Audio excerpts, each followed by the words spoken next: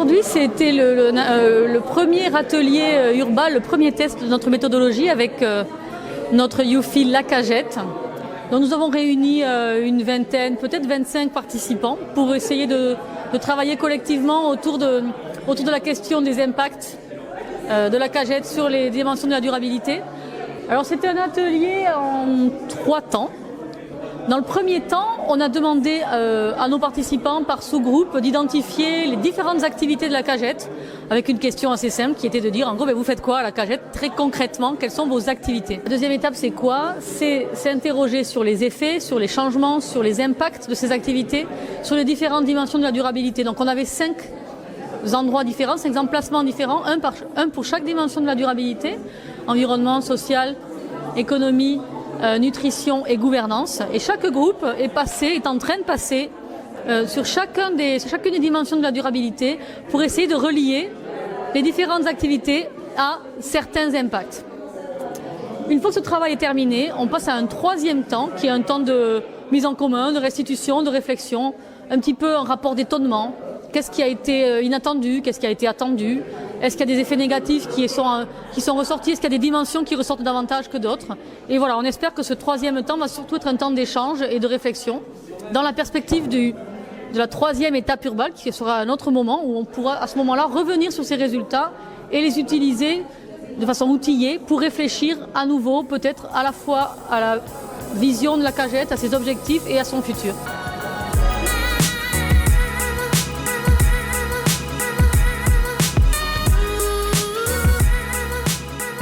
Ce qui a été important en fait au début de l'atelier, c'est d'organiser un temps de présentation sur Urbal, sur ce qu'on allait faire ensemble, sur ce que ça pouvait apporter à l'innovation étudiée, en l'occurrence le supermarché La Cagette. Ce qui a été important aussi, c'est d'avoir un endroit un peu convivial avec à boire et à manger, où on pouvait faire une pause et puis discuter un petit peu. On avait aussi un espace commun en fait, où on a pu avoir les discussions plénières en faisant d'abord un rapport d'étonnement, voilà, qu'est-ce qui vous a étonné pendant cet atelier, qu'est-ce qui vous a surpris. Une restitution ensuite des différents sous-ateliers qui a été faite par une personne pour chaque sous-atelier. Une discussion de ces résultats et puis enfin un retour critique sur l'organisation de l'atelier pour avoir des leçons qui seraient utiles pour les ateliers qui suivraient.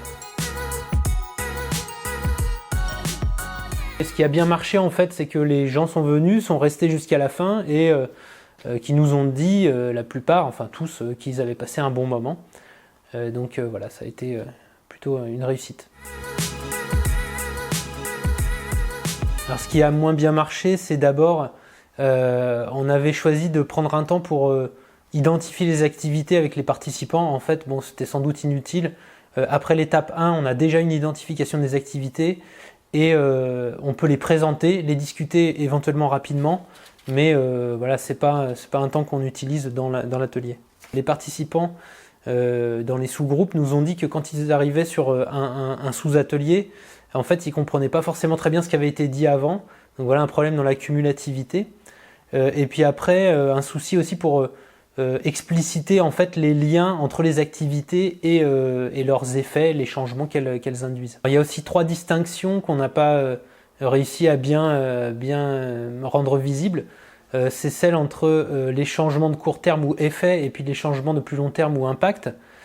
C'est celle entre les changements souhaités ou fantasmés et puis ceux qui sont attestés ou qui ont été observés.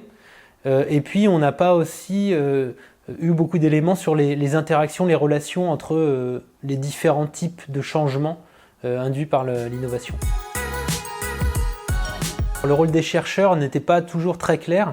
En fait, on les a fait accompagner chaque sous-groupe et on a pensé après coup qu'il aurait mieux fallu qu'ils restent en fait sur chaque lieu où était discutée une dimension de la durabilité et que chaque groupe circule.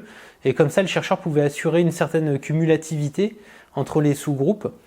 Et il pouvait aussi soulever des questions qui n'étaient pas abordées, par exemple les effets négatifs dont on a vu qu'ils n'étaient pas facilement abordés, en tout cas moins facilement que les positifs, qui pouvaient aussi mettre sur la table des questions qui n'auraient pas été abordées, peut-être apporter de la contradiction de temps en temps, même si leur place, c'est surtout pas de donner la leçon, C'est important aussi que les chercheurs amènent les participants à justifier par des exemples les changements qu'ils identifient.